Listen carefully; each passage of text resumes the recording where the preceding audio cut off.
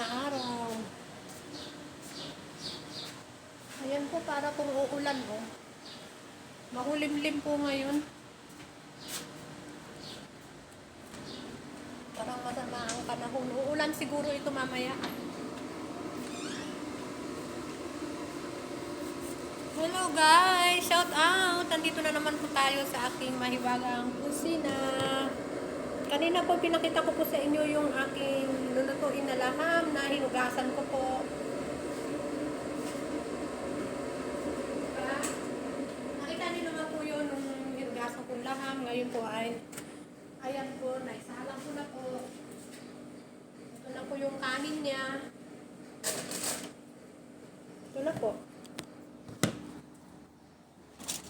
Ito na po yung kanin. Ayan. Kasi po mamaya andito na yung driver. Ito po yung tataping. Itataping po ito. At ito po yung laham.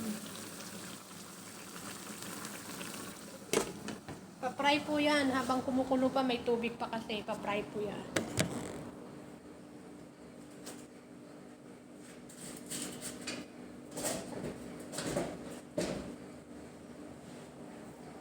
Ayan. Tapos po ito po ay ipiprito ko po mamaya. Gagawin na naman nating pastil. Fry po ito. Tapos ito. Napakulo ko na po ito. Tapos ito po ay ulam namin. Ayan, habang pong kumukulo itong laham. Ayan po. Hello po, shout out po sa aking channel, Honey Beng Vlog po.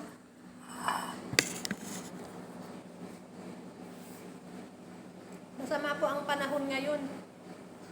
Parang uulan po. Siguro po sa Pilipinas, umuulan din. Hello po, kumusta po ang family ko dyan? Kumusta po ang aking mga kapatid, pamangkin ako? Tingnan niyo po si tita niyo. Kagabi po ang sakit ng ulo ko dahil hindi kayo tumatawag. Namiss ko po kayo, sa totoo lang. Mahirap ang malayo tayo sa mahal sa buhay. Namiss ko po kayo talaga. Pero tiis-tiis lang po, di po ba?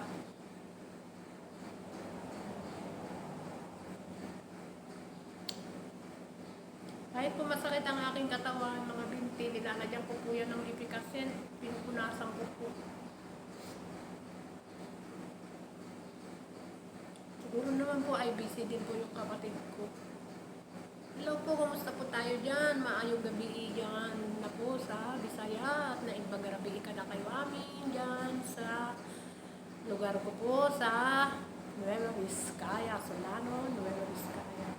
Sa ngayon po ay, yan, pinakita ko naman po sa inyo yung pagbugas ko ng laham kanina. Ngayon po ay luto na po kasi mga 1:30 po ay darating na po yung kukuha ng pagkain.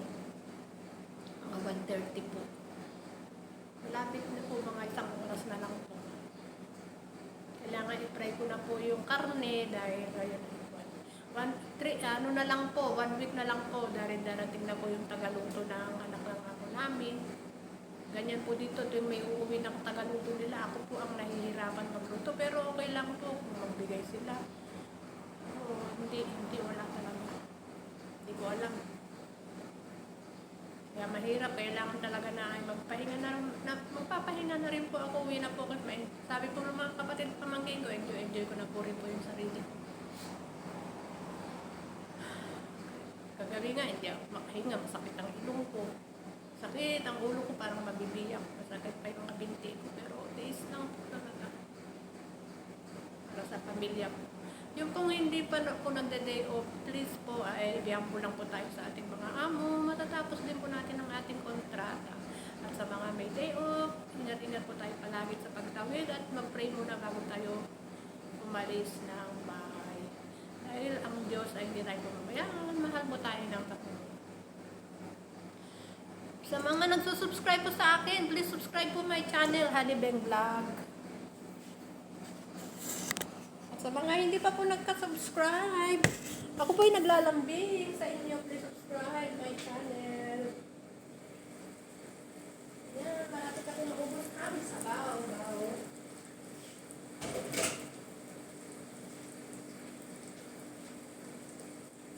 Sagyan natin ng mantika.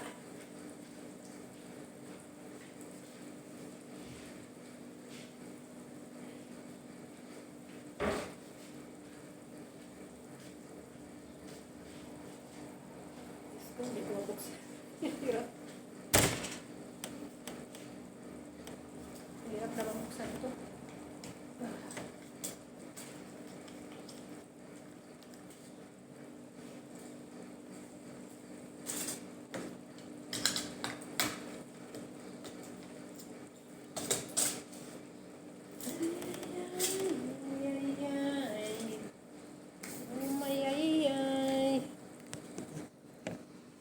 Yan pong ulam namin mamaya, ipa-fry ko lang po ito.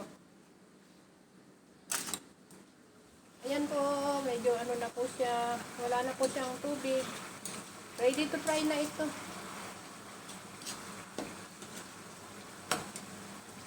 Dahil sobra na pong lambot.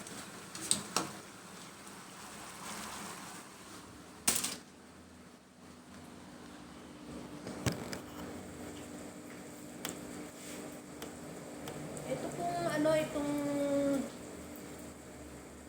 20 po ay darating na po yung nagaluto nila.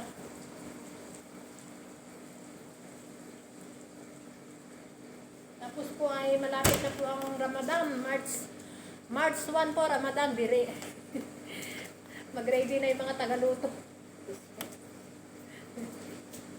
Pero ako po sanay na po ako, mas gusto ko po nga ang Ramadan kaysa yung lagi silang kumakain. Ayan. Tapos nagyan ko po ng ganito.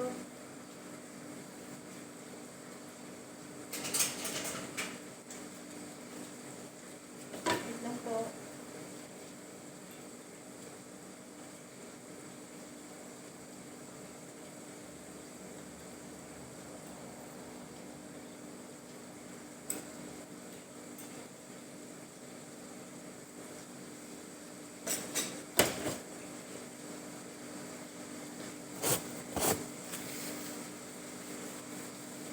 Ayan po, fry-fry lang po yan, fry-fry.